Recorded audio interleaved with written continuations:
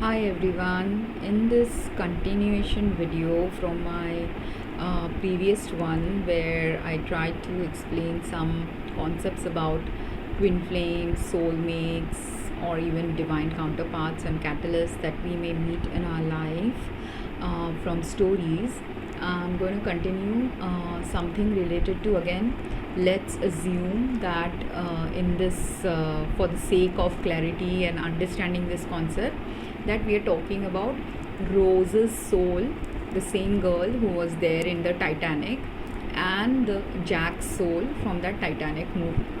So in the previous one, we looked at what might have happened to Rose in two different lives, when we are assuming that Rose from Titanic and April from Revolutionary Road is the same soul. Like that, if we assume that Jack has also led different lives, what could have happened to Jack? Apart from how, say, in after Titanic, when Jack died, his soul decided that this was the girl I could have maybe had a good love connection in my life, and that's why in his next life he wanted to be his husband, but they failed in their marriages in part ways.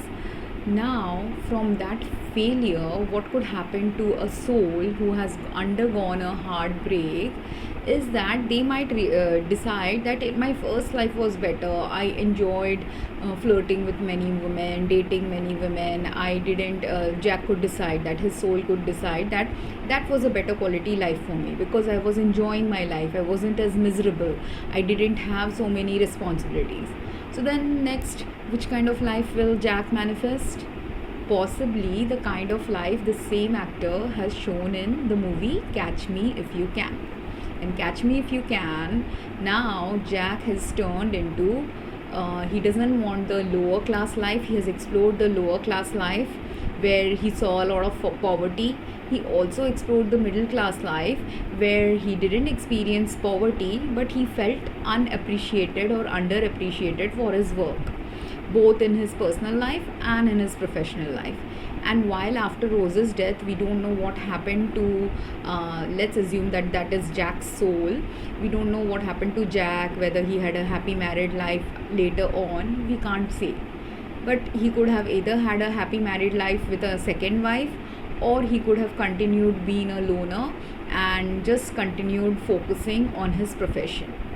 Either ways, because he had a different experience that we don't know about, but what we already know, based on the experiences he had in these two lives, in his third life he might choose as a soul to decide that he wants a combination of these, and whatever desires his soul had, his soul might want to fulfill those desires that he didn't get to experience in the life on earth.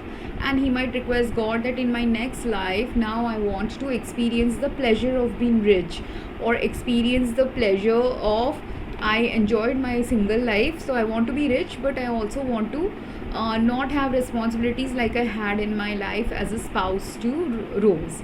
So in this life, that's why in the Catch Me If You Can movie, the soul that we see in Catch Me If You Can, that guy is also a con man. He's similar to Jack, but instead of Jack, who was the lower level poor con man who would con people, but because his charm was greater, or also because his level of conning people wasn't like that high intensity, or he wasn't conning really that many people, he was just doing it to just survive through his activities as a soul who was just, sometimes cheating women or sometimes charming women to sleep with them.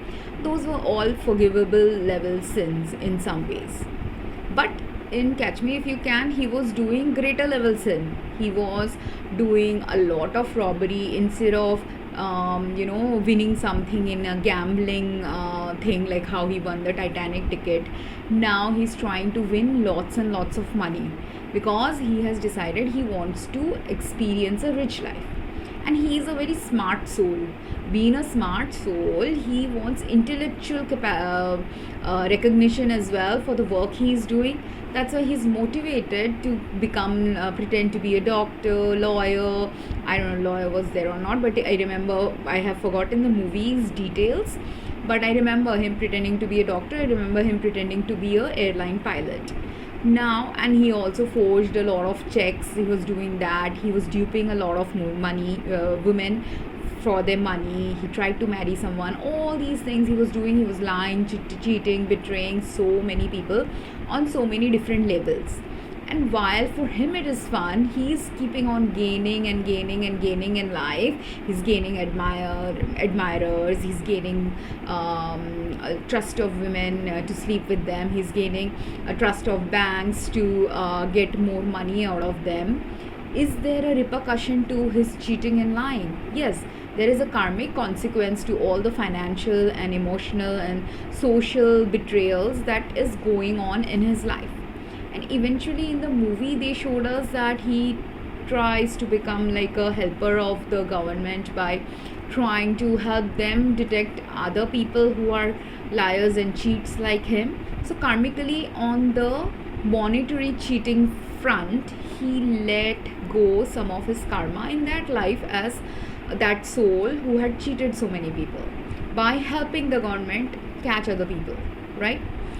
But even though karmically, monetarily he might have helped some people, emotional karma he has gathered a lot now in all his life, by cheating on women, by betraying women, by not understanding the deeper purpose of a life with a woman.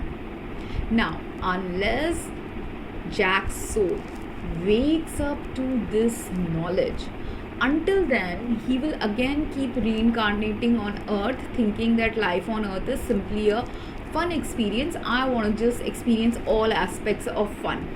He could also go to the Wolf of Wall Street level of fun.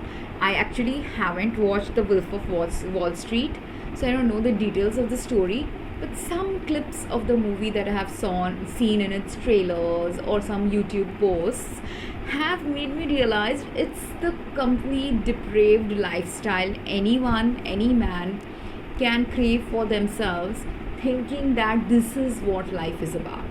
Having a lot of money, having a lot of women, doing a lot of cheating. But if you are stuck in that paradigm of living, what happens to a soul who's stuck in such a paradigm of just fun, pleasure, gain, is that the soul is actually failing to learn what a soul's inner, deeper, higher purpose of coming on earth is. Because God allows every soul the free will to explore what they want to explore on earth. God will allow that, but there is always a higher purpose going on in that soul. And this is the higher purpose that Jack's soul has to realize eventually sometime in his life. When in a particular lifetime he will realize it, that's when he will turn and shift into becoming a better quality person. But until then, anytime any of these women Jack has met in his life, in his first life, second life, third life, 10th life, whichever life he has led on earth, which could have lasted, these movies have been made in a societal paradigm of the last 150 years or 100 years on earth. But what if Jack had also lived life 1000 years back, 2000 years back? We don't know the story yet of what life Jack led 1000-2000 years back. That also is part of his soul journey. But because of the result of whatever he is manifesting in his current 100 years of life journey as different souls on earth who lived on earth for 10 years, 20 years, because sometimes our past life or future life can also be occurring parallelly in a different country. Meaning,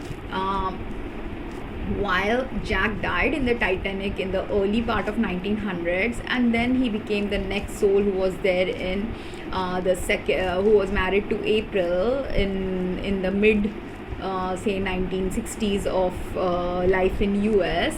1960s was also the life of Jack's soul in another body as Frank. And so he could have led both these lives, one where he was married to a woman, one where he wasn't married to a woman. His soul consciously isn't aware that both these souls are him, but they were leading some parallel life, and they were leading this parallel life in the same country. But because he was a traveler, because he traveled the globe while also possibly flying, he could also have been living sometimes in US, sometimes out of US. That doesn't matter. But that Frank character and the character from Revolutionary Road likely never met each other, and until you have raised a spiritual capacity to understand this, you will not realize that you are meeting the same soul as you in another body sometimes, which is also what twin flame experience is about. Twin flames are considered by majority, whatever teachings I have seen, twin flames are supposed to be the same soul experiencing the life journey in two bodies. Now, Frank's soul and the character who was April's husband, if they are both the same soul in two bodies, they are also technically each other's twin flames. That's why in some twin flame teachings you will also see that you don't necessarily have a sexual connection with your twin flame always. If Frank's character has not chosen, his soul has not chosen to be a gay person, if he doesn't want the gay person's experience, if he ever meets this character who is April's husband in Revolutionary Road, and they are both the same soul, their life journey together might be simply to, if they have gained the spiritual insight that they are each other's twin flame, their life journey is just to learn from each other. Their life journey also could be not simply to learn from each other. Maybe if they have met, it could have a higher purpose of doing some joint work together. But they're also called, they're not necessarily called twin flames. There's another term also for these characters. I'll introduce them later, but you can understand how twin flames or same soul in two bodies don't necessarily always have to have a romantic connection with each other. They can have a friendship based connection, they can have a social interaction based connection, or if they're completely unaware of each other being the same soul, they can just simply keep having experiences without having awareness of the other person. Okay, so also, while this Frank character from Catch Me If You Can, if we assume he is Jack's soul experiencing life as Frank now, both Jack and Frank had done so many things with women, right? And they have gathered so many karma with women. Now, eventually in a life, maybe 100 years back, 1000 years back, or 100 years later in the future, if now Frank is in another body who is called Mr. Y, now this Mr. Y could be having a life journey where he has decided, now he has experienced all the dark things in on earth, now he wants to experience the light things of earth. He has realized, his soul has decided, I want to marry, I want to explore life as a married person. But in this future life as Mr. Y, when he starts now dating women, he may attract what kind of experiences? The same negative experiences that he had provided to women in his previous life. So if in his previous life as Frank or as Jack, he had cheated women, betrayed women, treated them callously, treated them narcissistically, taken their money and run away from them, betrayed their trust on him, is he cosmically, out of cosmic balance, likely to attract those kind of karmic relationships as Mr. Y? Most probably. So that's why when religions talk about clearing karma, or religions talk about all you can do is your karam or dharam, meaning all you can do is the work that you are supposed to do. Sometimes some people consciously choose to do things that are against religious and moral principles of living.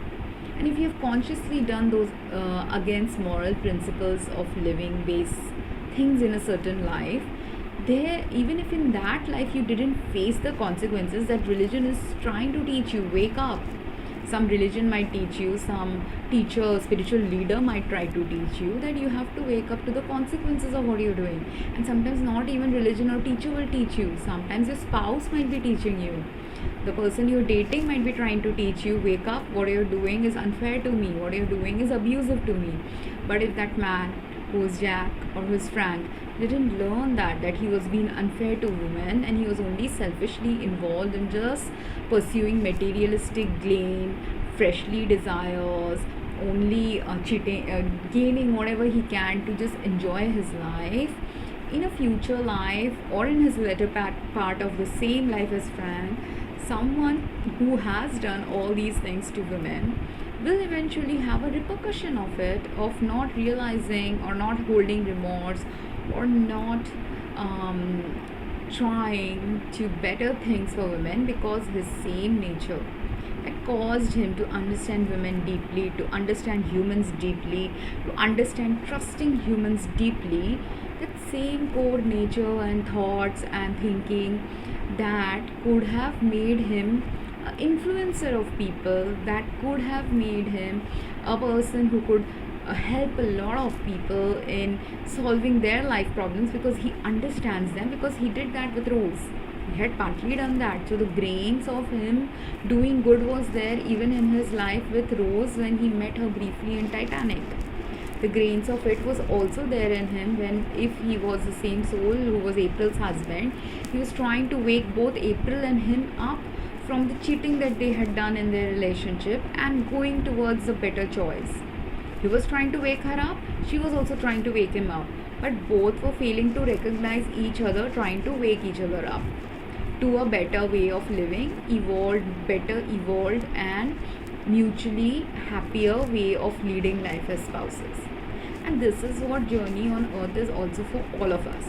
We have to have a better evolved way of living with our spouses, with our friends, with the people we meet in life, because not everything in life is supposed to be about personal gain. But until our soul is mature enough to understand that life on earth is not simply about personal gain, not simply about fun, not simply about marriage, not simply about love, but it is an amalgamation of many things. Until then, we get trapped into different kinds of addictions, misperceptions, mistaken beliefs, and lost ways of living, from which religion can point you some guidances that this is wrong, that's why you shouldn't do. Every religion has, or everyone who has a moral compass inside them has this roadmap. They know that you shouldn't lie, you shouldn't cheat, you shouldn't be involved in simple fleshly desires. Many people know they shouldn't be addicted to something or the other. But what happens is we cause our own earthly desires to overtake our soul's journey's desire. When we allow our earthly desires, materialistic gains, materialistic selfish gains to overtake what is the same gain that could have helped us do something better with it, until then we are lost, until then we are unconscious, until then we are unawakened, and until then we create bad karma with many people. And those are what in Twinflame videos are the karmic contracts that people talk about. Karmic contracts doesn't mean that what you do and you're facing a consequence. In some ways it means that, but karmic contracts also mean people with whom you're supposed to learn something about journey. That maybe in a life where Frank and Jack have been disloyal to women and betraying women and cheating them of their money, there could be another woman like him who in her life was doing the same thing, who was also a liar, who was also a cheater, who was also an abuser of men.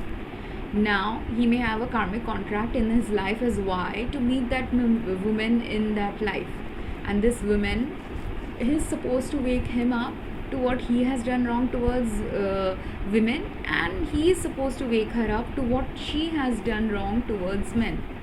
And until they wake up, or until they learn that lesson. Sometimes their karma will go long term in that marriage or in that relationship they may have with each other, where they might be. And this is also kind of the same story we see in Sherlock Holmes stories. If you have read Sherlock Holmes books or the recent Sherlock Holmes related stories, we have Miss Adler, who is like this, and Moriarty too is like this with Sherlock. Both Moriarty and Irene Adler are actually karmic contracts of Sherlock Holmes. Without Moriarty and his negative work, Sherlock Holmes can't do his positive work. Similarly, without Irene Adler sometimes one-upping him in certain aspects of his life journey as a soul who's trying to do good things in life, but Irene Adler sometimes does good things, sometimes does bad things. So there is 3 kind of characters here in this Sherlock Holmes journey, who are this main pivotal characters, where Irene Adler does sometimes good things, sometimes bad things, and her journey is sometimes to resonate even with Moriarty and sometimes to resonate even with Sherlock. That's why she sometimes is seen working with negative characters in the storyline. So a Jack-like person, or a person who Mr. Y has met in the future, let's say it's Miss D. Now Miss D will do misdeeds to wake up Mr. Y, but Mr. Y will also do misdeeds to wake up Miss D. Both of them are trying to wake each other up. They might try to wake each other up in good ways or wake each other up in bad ways. But the ultimate goal of those souls is to wake each other so that they realize in their inner core what they are harming in another, what they have done that causes others such grief, such level of karmic grief that you have to make amends for it eventually in your life, somewhere, sometime, some date. And whether that will be 1,000 years before you were born as this person Y, or as Frank, or as Jack, or whether it will be 1,000 years later, is not determined by you, but is determined partly by how you led your life as Frank or Jack or Mr. Y. Okay, same way, this is what karmic contracts are in our life. And as a result, say you have realized and you have been told this person is your twin flame. You know in your heart and soul, you feel something that authentically resonates, that this person is my twin flame. But even if you know this person is your twin flame, if that person hasn't awakened to their twin flame journey, you can't be with them.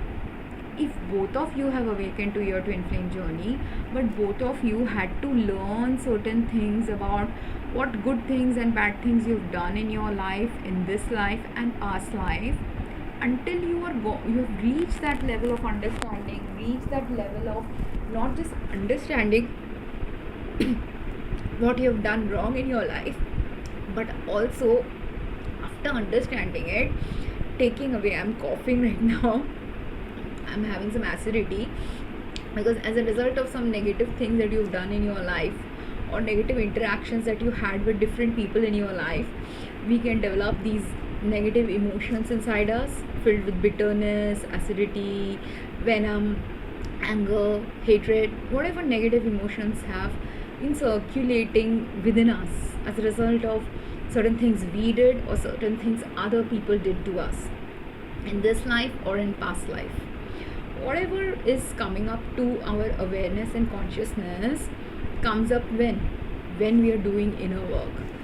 Inner work doesn't simply mean I just chant God's name, or I just meditate, or I just do all these therapeutic things some healer or therapist is telling me to do, and I will instantly gain high vibration, I will instantly gain a life where everything is clean. Inner work is a process of cleaning. But sometimes while you are cleaning also, if you're again repeating the same pattern that allows you to clean your energy, you will again become dirty. Because inner work is like if you have a copper vessel and people use while doing pujas or something, the copper can react with the air and other elements and other chemicals, and it tarnishes the copper, and the copper turns black slowly with darker with time when it is interacting with other chemicals. To get that darkness out of the copper, we clean it with certain things that we know that can help in cleaning it. But while I am cleaning it or after I have cleaning it, both times, if in the air around the copper there is something present that will again interact with the copper, it will again tarnish. And can we keep doing, if say there is a lot of air pollution in that area where the chemicals in the air are continuously interacting with that copper pot, what will happen? Every time you are cleaning it, instantly it gets dirty. Every time you're cleaning it, instantly it gets dirty. This is what inner work can be like for us. We're cleaning our mind, cleaning our body, cleaning our soul energy of all the darkness that we had churned up in our life, all the darkness that we had accumulated in our life, all the poison that we took as a result of someone else's dark thoughts and patterns. All these things are inside us. But when we do the inner work and we have started cleaning, or we have already emptied our soul one time from all the darkness that was there within us, that one time doesn't help. We have to do it daily, we have to do it regularly, because again, if something is there which is similar to what was our trigger in the past, what was our problem zone in the past, and if we aren't completely healed or balanced, again we will get tarnished like that copper pot. That's why inner work is necessary, that's why meditation is necessary, that's why prayers are necessary, exercise is necessary, holding good thoughts in our brains are necessary. Because every time, my problem zone as a person who thinks a lot is when I have clarity of thought, I can speak clearly on many topics and do many things with clarity and that are aligned with my soul path. But when I have let some dark thoughts, toxic thoughts, past life related pain, this life related pain to enter my system, enter my soul, enter my heart, enter my thoughts, what will happen? I will get sick again. Because while I might have cleaned it away using energy healing, while I might have cleaned it away using prayers and meditations yesterday, today is a different day. So today, if I allowed some negative thoughts to enter, I will fall in vibration. If I allow some negative food that I ate, again my vibration will get low. If my water is polluted, again my vibration will get low. Now water pollution is not in my control. But what is in my control? Realizing first that water pollution is happening.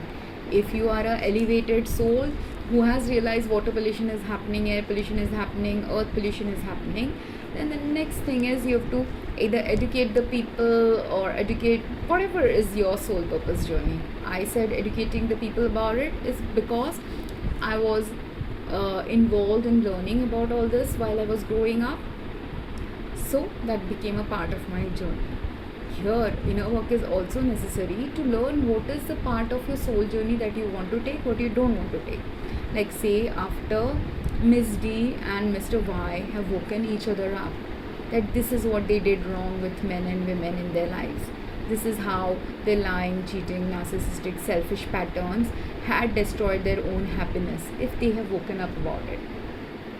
Now they have a choice. Do I help one woman? Do I help 10 women? Do I help the same kind of women that I had lied and cheated on, who were prostitutes and painters and artists, or trusting women, kind women, naive women, who also have, like how I abuse them, they also have the potential to be abused by others? Do I help those kind of women? Or do I help some other kind of women? So, how many women? In which area of life should I help them? When should I help them? How should I help them? How can I help them? How is my present life conducive to helping them? Inner work is also about understanding all these things. The scope of what you wish to do, the depth of what you wish to do. Can you do it by yourself? How many people would you need to do this inner work to clear your karma? Because clearing karma is not simply meditating and praying to God that help me clear the karma. Of course God will help you clear the karma. Of course, if you believe in Jesus, in Christianity, it is said God took away your sins. But even though God took away your sins, you have to have remorse in your heart for doing the sin that you did. And the only way true remorse can be shown is by karmically helping those souls that you cheated in a previous life or sinned against in a previous life, or even in this life when you have gained awareness that these are the people I have harmed. How do I help them? And if I can't help them, how do I help another soul who is similar to them?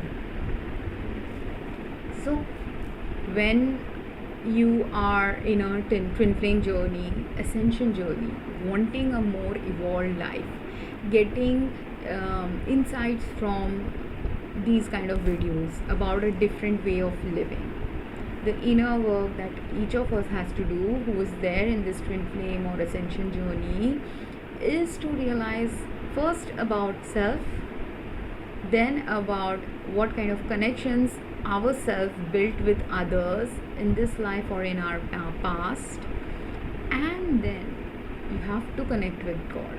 You have to align with God's aligned ways of living, because most of the times if we had karmic contracts with anyone, if you're reading all these tarot readings which are saying this person is your karmic or that person is your twin flame's karmic, they have to go through that karma with the person who's their karmic. You have to go through the karma of someone who is your karmic for you to realize certain things about your present and future path as a twin flame, or present and future path as someone who has to do something in the ascension journey.